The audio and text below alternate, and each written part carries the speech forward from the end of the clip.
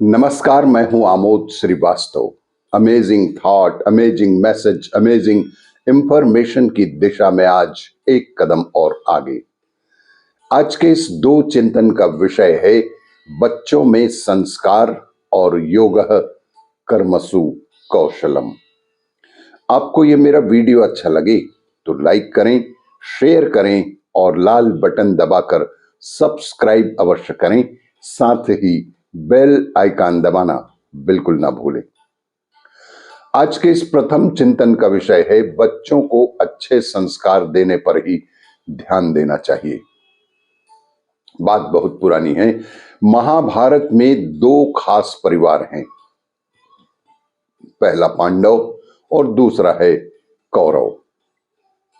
पांडव परिवार में कुंती और 5 पुत्र ही थे, जबकि कौरव परिवार में धृतराष्ट्र और गांधारी के साथ ही 100 पुत्र थे। पांडवों के पास सुख सुविधा का अभाव था, जबकि कौरवों के पास सारी सुख सुविधाएं मुहैया थीं। महाभारत में कुंती अपने 5 पुत्रों के साथ वन में रहा करती थी, क्योंकि धृतराष्ट्र और दुर्योधन नहीं चाहते थे कि पांडु के पुत्रों को राज्य मिले। धृतराष्ट्र का पुत्र दुर्योधन अधर्मी था। वह बचपन से ही पांडव पुत्रों को परेशान ही किया करता था। कुंती के पति पांडु शाप की वजह से मर चुके थे। पांडु की दूसरी पत्नी माद्री भी जीवित नहीं थी। इन दोनों के बाद कुंती को 5 पुत्रों का पालन करना था। 3 पुत्र कुंती के थे और 2 पुत्र माद्री के थे। कुंती जानती थी कि जंगल में तो कोई सुख सुविधा तो मिलेगी नहीं, इसीलिए कुंती ने बच्चों का पालन करते समय संस्कारों पर ज्यादा ध्यान दिया।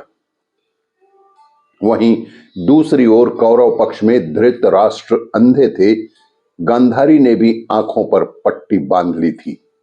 दुर्योधन और उसके भाई लगातार गलत काम करते रहे थे, लेकिन माता पिता ने उनकी ओर ध्यान ही नहीं दिया और नतीजा यह हुआ कि सभी कौरव पुत्र अधर्मी हो गए।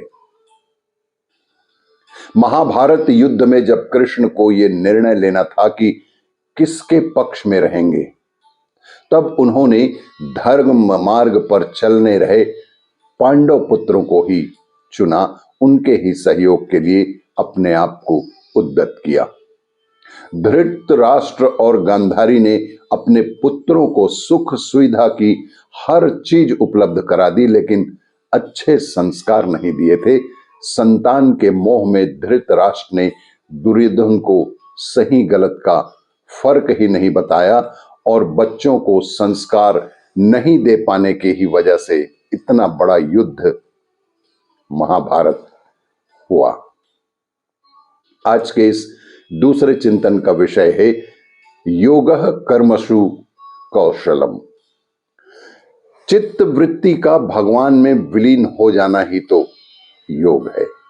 जी हां, चित्त वृत्ति का भगवान में विलीन हो जाना ही योग है। यह महायोग बनता है भगवान की अहेतुकी कृपा से। श्री रामचरितमानस में जहां भी योग है वह केवल ईश्वर विषयक ही है। उसका सात्विक प्रयोजन और कोई नहीं है कि श्री भरत चित्रकूट में भगवान के हृदय से मिलकर शून्य स्थिति को प्राप्त हो गए। न बुद्धि की सत्ता रही, न मन की चंचलता, चित्त में कोई संस्कार शेष न रहा।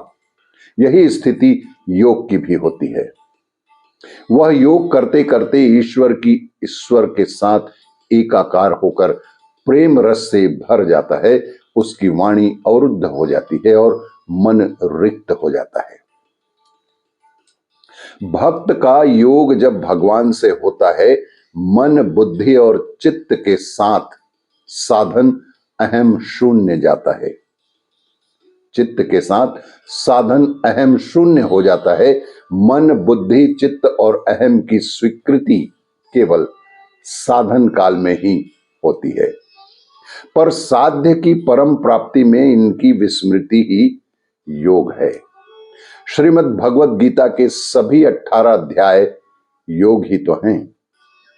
अर्जुन विषाद योग से प्रारंभ होकर गीता की 18 योगों की नदियां मोक्ष संन्यास योग बनकर श्री कृष्ण समुद्र में जाकर पूर्णता को प्राप्त हो जाती है। द्वापर में जितना भार श्री कृष्ण ने उठाया उतना त्रेता में श्री राम को नहीं उठाना पड़ा, क्योंकि श्री राम के साथ के लोग अनुकूल थे, उनका काल उनके अनुकूल था। जबकि भगवान कृष्ण को सारी गीता सुना समझाकर अपनी योग स्थिति को बाजी पर लगाकर अर्जुन से कहना पड़ा कि जितने धर्म मैंने तुझे बताए हैं तू उन सब को छोड़कर मेरी शरण में आ, मैं तुझे सारे पापों से मुक्त कर तुझे भी मुक्त ही कर दूंगा। योगः कर्मसु कौशलम। आपको ये मेरा वीडियो अच्छा लगे तो लाइक करें, शेयर करें और सब्सक्राइब अवश्य करें। धन्यवाद।